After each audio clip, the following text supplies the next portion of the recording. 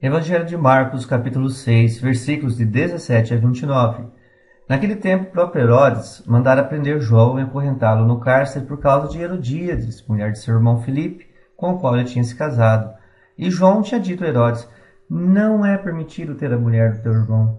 Por isso Herodíades o odiava e queria matá-lo, não conseguindo, porém, pois Herodes respeitava João, sabendo que ele era um homem justo e santo, protegia-o, e quando o ouvia sentia-se embaraçado, mas mesmo assim de boa mente o ouvia.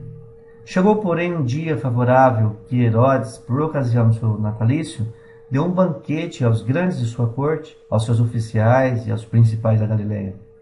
A filha de Herodíades apresentou-se e pôs-se a dançar, com grande satisfação de Herodes e de seus convivas. Disse o rei à moça: pede-me o que quiseres, eu te darei. E jurou-lhe: tudo o que pedires eu te darei, ainda que seja a metade do meu reino. Ela saiu e perguntou à sua mãe: o que hei de pedir?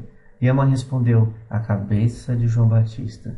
Tornando logo a entrar apressadamente à presença do rei, exprimiu-lhe o seu desejo: quero que sem demora me des a cabeça de João Batista. E o rei entristeceu-se. Todavia, por causa da promessa e dos convivas, não quis recusar. Sem tardar, enviou um carrasco com ordem de trazer a cabeça de João. Ele foi, decapitou João no cárcere, trouxe a cabeça num prato e a deu à moça, e esta entregou à sua mãe. Ouvindo isso, os seus discípulos foram tomar o seu corpo e o depositaram no sepulcro. Palavra da salvação. O evangelho de hoje, ele deixa-nos a pensar em duas grandes facetas que nós temos em nossa vida. Nós vivemos no mundo, seres humanos, mas buscamos a nossa espiritualidade. Compromisso de João Batista com a verdade, com o caminho e com a vida. Afinal, João Batista, ele foi o elo de ligação entre a velha aliança e a nova aliança. Ele foi concebido em Isabel, que já estava em avançada idade, e veio para anunciar a verdade. E o seu compromisso com a verdade foi até o fim.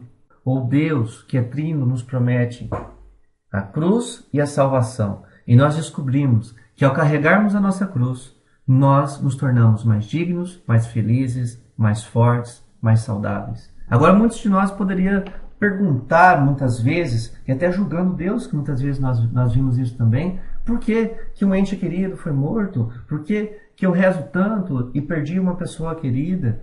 Por que aquela criança matou os pais e aconteceu tudo aquilo com aquela família? Por que os atentados e guerras vêm acontecendo no mundo inteiro? Por que de muitos porquês e julgando Deus por isso? Por que Deus permitiu que isso acontecesse? Entenda que Deus nunca permite que isso aconteça. A maldade não vem de Deus. Os ramos de Deus são bons. É como Einstein, que é um grande cientista e matemático, ele acreditava em Deus. E falava o quê? O que existe na escuridão não é Deus, é a falta dele. A falta de direção, de luz, de verdade, de vida. Onde há isso, não acontece nada dessas maldades que nós conhecemos por aí. Se acontece, é pela falta de luz, pela falta de Deus. João Batista foi decapitado, Jesus Cristo foi crucificado, Pedro foi morto de cabeça para baixo numa cruz. Os outros apóstolos, todos passaram por mártir, praticamente todos. O Deus que nós conhecemos, o Deus de Abraão, de Jacó, de Davi, é o Deus que consagrou Maria.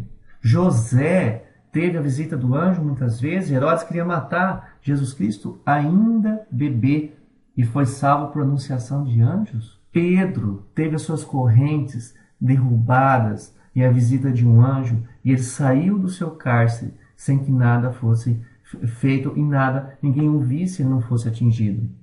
Permitiu ainda que aqueles 3 amigos de Daniel andassem no meio do fogo por não se prostrar-se a outro Deus, e nada aconteceu com eles. E assim muitos milagres acontecem em nossas vidas.